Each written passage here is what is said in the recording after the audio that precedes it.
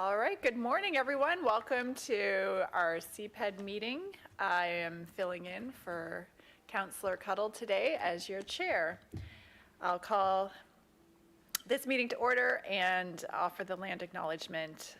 The Halifax Regional Municipality is located in Mi'kma'ki, the ancestral and traditional lands of the Mi'kmaq people. The municipality acknowledges the Peace and Friendship Treaty signed in this territory and recognizes that we are all treaty people. I will now call for the approval of the May 16th, 2024 minutes. Thank you. Thank you. We have a mover and a seconder. All in favor? Aye. Motion passes. Now to the approval of the order of business and approval of additions and deletions. Mr. Clerk, are there any further changes to the order of business? Thank you, Chair. There are no requested additions or deletions received from the Clerk's office today. Okay, wonderful. So can we have a motion to move the order of business? Please. Councillor Blackburn, Councillor. Thank you very much. All in favor? Aye. We have an order of business. Business arising out of the minutes? None. Call for declaration of conflict of interests? Well, we're in trouble if that's the case. We have three. We do have quorum for committees, yes, absolutely. We confirmed with the clerk before. Motions of reconsideration, we have none. No motions of rescission, no consideration of deferred business, and no notices of tabled matters. So we will go on to our correspondence. Mr. Clerk, has there been correspondence received? Thank you, Chair. Through you to the committee, there has been correspondence submitted related to item 10.3.1, Halifax Rugby Football Club Community Engagement Update. That correspondence has been circulated to all members of the Standing Committee. Perfect, thank you. We'll move on to petitions. Are there any petitions for the committee today? No. Okay. Presentations. 10.3.1. Now I'd like to call the Halifax Rugby Football Club Community Engagement Update team to the front. Thank you very much. So we have Anthony Black here to present, and we have a PowerPoint presentation. So welcome. You have 10 minutes, and thank you for coming. Thank you very much for having us. It is an honor to always be invited back to this chamber, so thank you, Chair. I'm Madison Dennison. I'm the president of Halifax Rugby Football Club, and I'm joined by Anthony Black, my vice president, and joined by a few of our community members, parents of juniors in our programming, Anne-Marie, and a great organizer. Megan Dunn is there, one of our senior athletes and a participant at St. Mary's University's programming. As well as a former Gilbert Rugby Canada champion advocating for rugby across the country. So it's great to see our members reaching out. As well joined by Vanessa there, who's from Rugby Canada, the executive director of, Rugby Nova Scotia, the executive director there. So happy to have that support from our community. And I think it's important to reiterate a little bit, because it's been a year and a half, in terms of who we are, because I think a lot of folks have a perspective of kind of rugby clubs as maybe being traditionally kind of an old boys club, and that's very, very different. I ran the numbers this morning, and our median age of a kind of participant and a player on our club is under 18 years old. 17.9 is the actual kind of like average of that, and that's of a membership of over 200. So we represent a large community that spans quite a kind of diverse both age and gender participation, and so really advocate for community sports, community athletics as an avenue for improving quality of life of the participants and kind of their journeys into adulthood for so many of our members. Anthony will get us started in terms of kind of a bit of an update as what we've been doing over the last year and a half since we last met, and I'll get into some of the results and findings from that work after that. Thank you, Madison, and thanks for having us back again today, councillors. It's a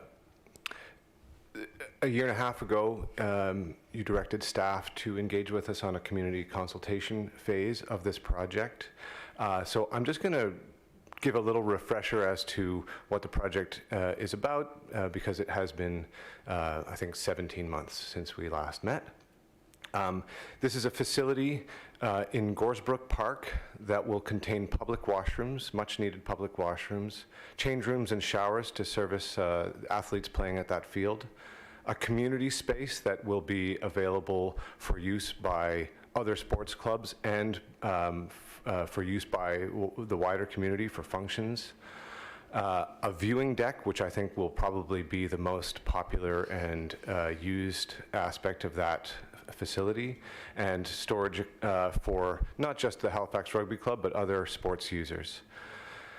The project aligns with a lot of different city priorities, including the public washroom and drinking fountain strategy, which identifies Goresbrook Park as a high need, as a priority park. The Goresbrook Park plan, which calls for such a facility, although it must be said that our project was conceived after that Goresbrook Park plan was developed, and so there's no reference to our project within the Goresbrook Park plan. And the Green Network plan, which calls for more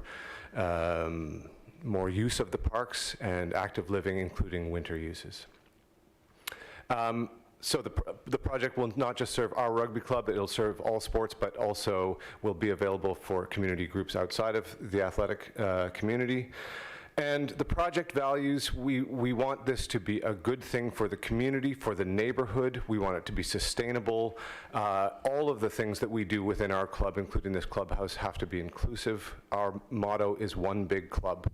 I think that Councillor Blackburn, I'll paraphrase you, at the end of our presentation last time, you said, this is not a rugby club, this is a community development initiative. And I loved that comment because it's very much in keeping with what my views of what we're doing here is. And of course, accessibility. So our community engagement phase included an online survey, which was circulated via our website. It was publicized on social media. We developed like a flyer which we delivered to the neighborhood to advertise both the survey itself and also an event. So we had this public event, which was a barbecue on the intended site of the project, where we welcomed our neighbors and our own club members to meet each other, to learn more about the project, and we used a QR code to drive engagement with that survey. And we've also had community meetings with interested parties, both athletic groups, schools in the area, and those are ongoing. So that's been the stuff of our community engagement. We had 242 survey responses. We distributed 400 flyers in the streets adjacent to the park and extending beyond those. The social media impressions result from, I think it was a Google ad campaign. And we had 160 people at the barbecue. We have 9 letters of support from different groups. I'm going to hand over to Madison, who's going to take you in detail more about the survey responses. So we did, obviously, through the let's do this. Oh, perfect. Yeah, red's good. Yeah, that's always counterintuitive a bit. But so through the correspondence that we shared, we included the more detailed report. But one of the immediate findings was that although the vast majority of the respondents to the online survey were in that direct downtown neighborhood, because our membership does expand across the entirety of the HRM, we saw responses from basically every single ride-in, every kind of part of the city. Myself, I'm actually drive in from Tantallon to train down in the South End a couple days a week. So it does stretch beyond just those users right in the South End of Halifax. And that was one of the important takeaways, that this not only kind of increases that park usage beyond the immediate footprint of the South End, because it brings people to it, it engages the wider community. Our survey results come from approximately 50%, or I guess it's 50.2% club membership. We expected that to be obviously a high number because they're really engaged, but we're really happy that the outreach work we did saw another almost 50%, just 49.8, from non-HRFC members. So those are members from other athletic organizations, many who have completed those letters of support that Anthony mentioned, but also from the neighbors that live in that direct vicinity and other non-athletic park users who like the idea of having some more infrastructure for whether it's equipment storage, obviously the public washrooms being a prime driver of that interest, but also water fountains and other facilities there. The average or the most common response in terms of park usage was several times a week. Obviously our membership's driving that, coming there for multiple practices and games a week, but we saw a lot of very highly engaged park users responding to that survey, which really gave us confidence that we were talking to the right group of people. Neighbors who used the park for unstructured activities, just the green space, filled it out quite a bit. So those were users who often responded kind of in that once a week terms of usage. And I mean, obviously the result we really wanted to see, but vast majority were highly supportive. The concerns that we heard, we can get into on the next couple of slides, but were very minimal. There was, in the single digit, around 5% that expressed concerns with the project. And we really hope that through distributing those surveys and the flyers in that direct neighborhood, we really captured a lot of the representation, once again, not only from our membership, but from the local residents of that area as well. Almost 90% responded highly supportive, or 5 out of 5, with just over 90% being kind of the combination of those two. Oh. Run through this quick, and this is probably the meat of it, so happy to answer any questions on it. In the survey, we ordered the various functions of the facility to get a sense of exactly what the wider community was prioritizing and looking for. Unsurprisingly for yourselves and us, public bathrooms and water fountain were very high. The athletic facility, largely because of all of the other sports users of the park, was very high demand as well, having dedicated changing rooms and facilities such as an athletic trainer room for providing first aid for ball hockey users, basketball players, everyone that would be using the sports facilities of the park scored very high, including storage and equipment. And interestingly, we did see some, to Anthony's point, spikes in seating viewing area even from non-members, so that's why we have categorized this. So there was an interest to non-club members to have somewhere to view comfortably a lot of those sporting events. And not only comfortably, but accessibly. That park has a beautiful berm that provides great viewing angles to the sports field for those that can reach the top of it, which is not highly accessible for some members of our community. And so that's an important aspect of this development as well. The concerns I alluded to were like you'd expect in any public park. Any sort of facility there could attract vandalism or unauthorized access, provide a gathering spot for individuals. Some of this, depending on perspective, might not even necessarily be a negative to it. A gathering spot for youth isn't necessarily a negative, but it was brought up as a potential concern. And obviously we've started to incorporate all of the mitigation strategies as appropriate to those in our planning. People were also concerned about the privatization of public spaces, and I think this was coming from some of the other news around parks like Wanderers Grounds in the city being more commercialized. And so we've done a lot of work in differentiating our project from projects like that, in that we're a community nonprofit, volunteer run and led, and this would be a facility that's wholly owned by the city of Halifax. So I think that is a really important aspect of this as well, that we are not asking for the land to build something for ourselves, and even, in some sort of sense as an operator, we're a nonprofit as well. And then of course, making sure that the local environment and the community character is well respected. And I think the City of Halifax has done a great job with the developments in the Commons with the Amir Oval and the pool that kind of prove that respecting that kind of culture, that theme and vibe of those public spaces can be done with built infrastructure as well, but certainly something that a lot of our respondents indicated was important to them. And overall, we can see that through this work, the improved facility improves accessibility, increases the athletic use of the park for both those sports users, the ball diamond, the ball hockey rink, the basketball court, there's the tennis courts, as well as the rugby and soccer field. Increasing community cohesion is also really important. We've heard from some non-kind of athletic club users of the sports field, like schools, that a facility where they could have equipment storage, changing rooms, would be useful. And we actually have a letter of support from English Street Elementary School alluding to that.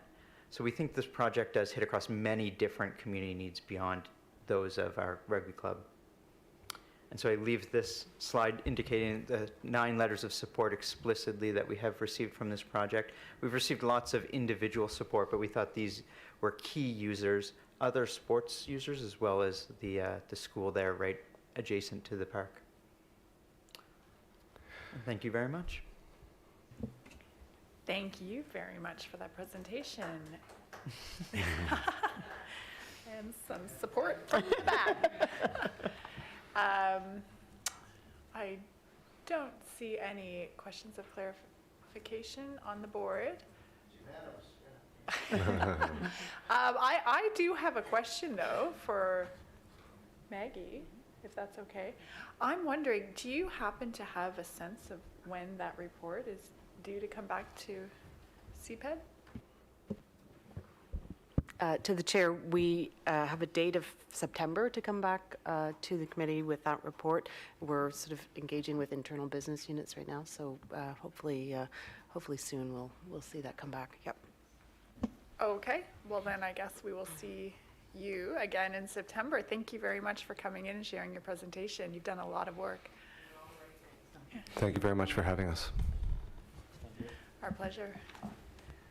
All right. Well, we are moving on. Got to take my glasses off for this. Now we're going to move into our public participation portion of the meeting. Speakers can participate for a maximum of 5 minutes, and please keep your comments respectful, on topic, and directed to the chair. And the clerk will hold up a yellow sign when you have 30 seconds remaining. And when your time is complete, the clerk will hold up the red sign. There are no names on the list, so I will call 3 times to ask if there are any additional speakers. Is there anyone in the gallery who would like to speak today? Anyone in the gallery that would like to speak today? And third and final time, if there's anyone in the gallery, this is your time to speak. Okay, we're moving on. We don't have any information items brought forward, and now we are moving to our reports section, 13.1.1. Okay. Indigo Shores Park Plan. We will have a staff presentation on this, and of course, they are here to answer any questions afterwards. And apparently we have some names wrong on our staff, so if you could introduce yourself kindly and let us know who you are. So welcome, come on up.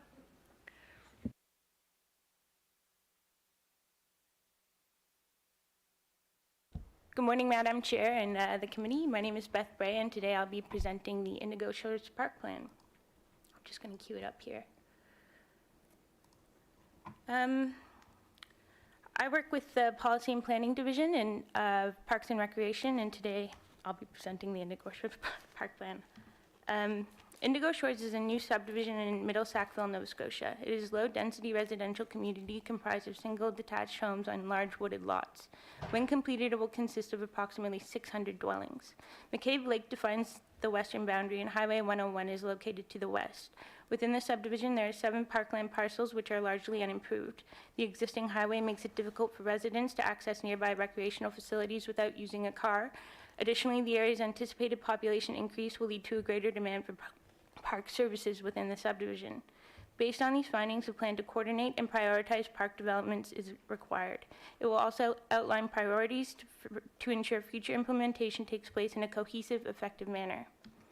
To develop the plan, a series of analytical exercises were undertaken to understand the larger subdivision and the parks themselves.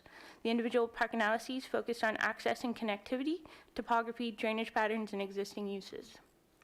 The sites were also considered for their ability to offer public access and scenic views of McCabe Lake and the Sackville River, areas to encourage nature appreciation, and their suitability of specific facilities. Overall, the parks are densely forested and accessible from the roads. Except for unnamed Park 23, none have been improved. Additional information about the site analyses can be found in Attachment B of the staff report. The park planning process also involved 2 rounds of engagement. The first phase was an online Shape Your City survey, and the second round included an open house and additional survey. The sessions focused on gaining an understanding of the community's recreational interest, how they thought the park should be improved, and their support for the park concepts. The engagement also focused on the recreational use of McCabe Lake. While there was a preliminary interest in a motorized boat launch, during the initial Shape Your City survey, the majority of respondents indicated they were not interested in this facility. Most participants identified increased traffic, safety issues, and noise as concerns. There's a strong desire for a playground within the community. Additionally, respondents also expressed support for developing a centrally located park that would become a gathering space. The co-location of facilities allows for a larger playground and supports a range of activities to serve different ages, interests, and abilities. The engagement session also highlighted a desire to develop trail, an off-leash area, and accesses to McCabe Lake. Additional information can be found in Attachment C and D. The plan proposes various opportunities that optimize each site's characteristics and potential. The site analysis and engagement processes were used to determine the level of interest in specific recreational activities, their most suitable location, and how facilities should be prioritized. Detailed information about each concept can be found in Attachment B. Several parks, such as McCabe Lake Park and Azure Court and Gasborough Run parks, offer areas for nature appreciation and trail development. Midnight Run's park's large size, flat terrain, and central location makes it ideal for co-locating recreational amenities. It includes a jogging loop, playing field, sports courts, ball diamond, and playground. The park plan recommends the optional sale of Azure Court and Gasborough Run parks. The funds from such a sale would enable Regional Council to consider a future withdrawal from the parkland account for the development of facilities. The concepts for unnamed Park 22 and unnamed Park 23 propose trail networks and improvements that allow access to McCabe Lake for water-based recreation such as swimming, kayaking, and paddleboarding. Bondi Drive Park features an extensive trail network and an off-leash area, both of which connect to a hilltop viewing location that offers expansive views of the subdivision and surrounding neighborhood. It is recommended that park amenities are implemented in a phased approach. A detailed phasing plan is included in Attachment B. Preliminary cost estimates are included in Attachment F to provide an overall sense of the magnitude of cost. Capital budget costs will be based on final site assessments and detailed designs. The plan coordinates how the various parks are to be developed with an initial priority on the gathering spaces and recreational facilities within Midnight Run Park, the importance of which was expressed by the community during the engagement process. Due to its size and existing vegetation, construction will need to take place over several years. Initial facility would include sports courts, playground, play lawn, parking lot, and trail. The remainder of the improvements to the subdivision parks will occur over various budget cycles. This concludes the presentation. Thank you for your time, and I welcome any discussion. Thank you very much. Go ahead, Councillor Blackburn. Ooh, all right. Shall I put the motion on, and then I can ask my question? Perfect. So I will move that the Community Planning and Economic Development Standing Committee recommend that Halifax Regional Council 1 adopt the Indigo Shores Park Plan as a document to guide improvements to Indigo Shores Parkland and direct the Chief Administrative Officer to incorporate the identified implementation priorities within future business plans and budgets. And 2, approve a shared off-leash dog area in Bondi Drive Park as identified in Figure 39 of the Indigo Shores Park Plan to be incorporated and subsequently designed as part of the development of park facilities within the Indigo Shores subdivision. I so move. Well, I guess I better second. You're up, Tim. I'm thinking about it. Second. Thank you so much. Thank you for this. Long time coming, really glad to see this here. Just a few questions. I'm wondering, has the community had an opportunity to see this full plan? As I know, the Indigo Shores Homeowners Association is quite an active group, so I well imagine they would have some, they would probably have some follow-up questions seeing the park plan in its entirety. So if I read the report and correctly, plans for working this into the budget are already in the works, that I hate to say this, the next counselor for District 14 will see this in the budget in the fall. And I guess my only concern is just about the location of the dog park, and I'm just worried that the community is aware that this will be a park asset that will be of interest to the greater community and not just the subdivision. So this may result in some added traffic, to and from the dog park as people from all parts of the community come to use it and enjoy it. So just wondering if, that has been communicated to residents as well, given the fact that the dog park is pretty deep inside the subdivision, as opposed to pushed out towards the edge. Anyway, that's all the comments I had. Thank you again for this incredible work. I know this hasn't been easy, and certainly a lot of curveballs thrown at you in recent months. So very much appreciated. Thank you. Through the chair to the councillor, thank you for the feedback. The community, we notified members of the community who have been reaching out to us, asking questions about the report yesterday that we were coming to council, and there had been previous communications about the date that we were anticipated to be at CPED. So I think members of the Parkland Committee through the subdivision are aware of today's meeting. Okay. And I welcome any feedback if there was some concerns about the report. And they've been provided this entire plan. You guys sent that off to okay, perfect. The next question regarding the capital budget, as the park plan discusses, the priority for implementation, especially Midnight Run, is strongly urged and will be set forth in upcoming budget cycles, and we'll be working with capital to make sure that it's included in the park planning process for 25. Perfect. So I don't need to bring a motion to council at all. It's already going to be baked in. Sounds good. All right. The location of the dog park was discussed in the engagement session. So Bondi Drive Park did communicate that there would be an off-leash area, and residents were supportive of the off-leash area. It's ranked fairly low within the priority matrix because it wasn't one of the more desired amenities, but Bondi Drive Park was selected because of its large size, its ability to buffer noise with the existing vegetation, and its removed. We haven't communicated concerns about traffic, but that can be discussed. Okay, perfect. Thank you very much, Madam Chair, and thank you again. Thank you. Go ahead, Councillor Ethel. There was an old song many years ago, Bondi Junction. We met in Bondi Junction, and I'm sitting here humming this thing now. This is just, it's not healthy. The reason why I wanted to buzz in, and you may not be able to answer this one, so you may have to call a friend at the front or the back here, but the $3 million, that's total. Is that total of the projects from HRM's share or total? Because I'm wondering if there's any opportunity from the province, from the developers, from CCCs, etc.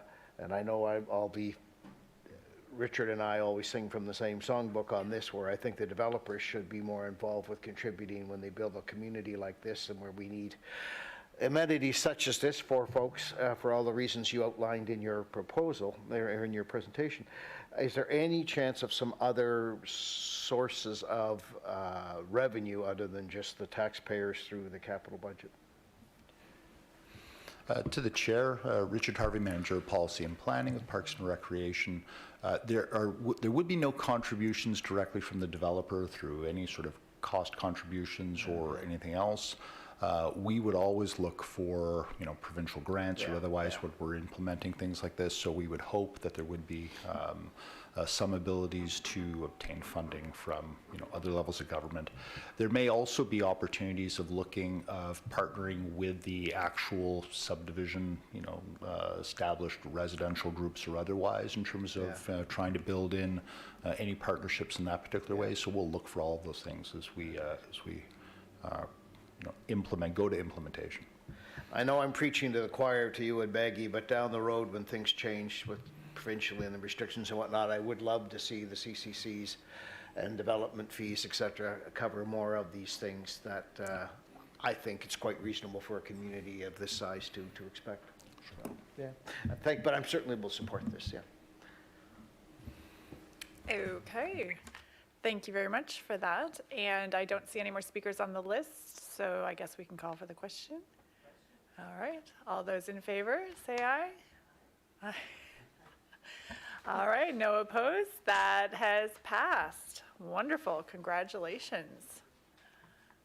And just remember, there's Bissett Road Park that also needs to be considered for that implementation as well. We love our parks, and they're very beloved in the community, so thank you for all your work on that. So we are moving to our motions. Any notices of motions? I see none. In camera, we have none. Added items? No added items. Oh, here's the notices of motions. Well, we don't have that either. And the date of our next meeting is July 18th, 2024. And that'll almost be halfway through the summer. That is a sad, sad state right there. Maybe virtual if we're on vacation. And I guess I'll call for the adjournment. We are adjourned. Thank you, everyone. Thanks for all your work here and for tuning in at home. Have a great day.